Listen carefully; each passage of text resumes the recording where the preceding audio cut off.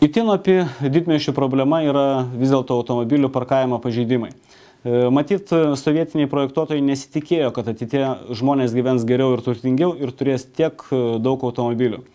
Tačiau dėl šito automobilių pertekliaus ir dėl projektavimo problemų iš tikrųjų labai sunku rasti vietą tinkamam automobilio parkavimui.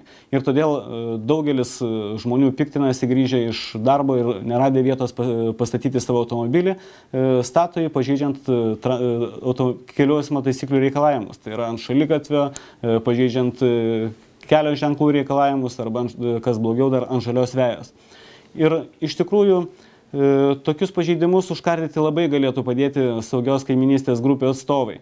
Visų pirma, netgi, pasakyčiau, juos užkardyti galima ne baudžiamuoju, sakysim, kažkokiu tai aspektu, o prevenciniu. Tai yra, susitarusi bendruomenė gali pateikti projektus, tarkim, keliais aspektais. Vienas tai yra praplėsti aikšteles, kad daugiau automobilių galima pastatyti būtų. Antra, tai įrengti užtvaras, kad svetimi automobiliai neįvažiuotų, pasižymėti galų gale aikšteles, sunumeruoti, pasižymėti, subraižyti automobilių vietas ir padaryti daug dalykų, kurie padėtų spręsti šią problemą.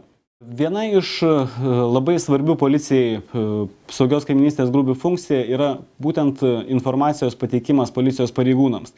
Tačiau ne visada šita informacija gali būti gerai pateikiama tam, kad policijos pareigūnai galėtų imtis priemonių ir išaiškinti ir nubausti tą pažeidėją. Tai yra, jeigu jūs pateiksite nepilną informaciją, mes galim nesurasti to asmens.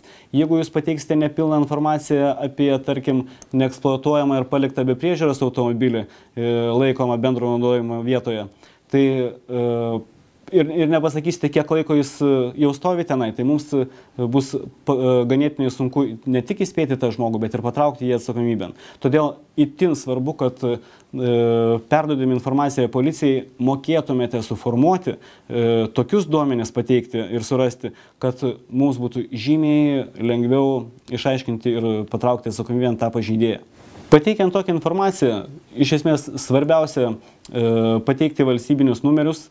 Jeigu jų nepavyko nustatyti, tai be abejo labai svarbu mokėti identifikuoti automobilio markę, automobilio tipą ir spalvą. Ir be abejo, tam, kad būtų nustatytas pažeidėjas, tai jeigu jūs matėte, kas vairavo automobilį, juk ne visą laiką automobilį vairuoja jo savininkas, tai bent įsidėmėti pagrindinius jo bruožus. Kaip jisai apsirengęs, aukštas, kalba lietuviškai, kitomis kalbomis ir panašiai. Daugelis mūsų saugios kaiminystės grupės atstovų be abejo turi fotoaparatus ir labai padeda mums tinkamai nufotografuodami pažeidimo įvykį. Ir jeigu fotografuojate tokį pažeidimą ir automobilį, tarkim pažeidžiantį kelių eismo taisyklės, prašytume atsižvelgti į mūsų tokius pastebėjimus, ko reikėtų. Tai jeigu fotografuojate automobilį, visų pirma, fotoaparatas turi užfiksuoti įvykio laiką. Tai yra, kad mums būtų paprasčiau nustatyti, kada įvyko šitas pažeidimas. Lygiai taip pat, kai fotografuojate automobilį, turi aiškiai matytis jo valstybiniai numeriai ir jeigu dar įmanoma, tas asmuo, kuris vairavo automobilį. Ir kad būtų aiški įvykio vieta, nes tai reikalauja administracinio teisės pažeidimo protokolo surašymo ypatumai, būtų labai gerai, kad fotografuodami ar filmuodami įvykį nufotografuotumėt, užfiksuotumėt artimiausią kažkokiu tai numeriu pažymėtą namą ir gatvę, kad būtų lengviau identifikuoti vietą ir būtent jūsų fotonuotraukos mums labai padeda praktiškai 90% tam, kad mes ateityje išaiškintumėm tą pažeidimą ir nubaustumėm pažeidėją. Ir apsidairykite aplinkui.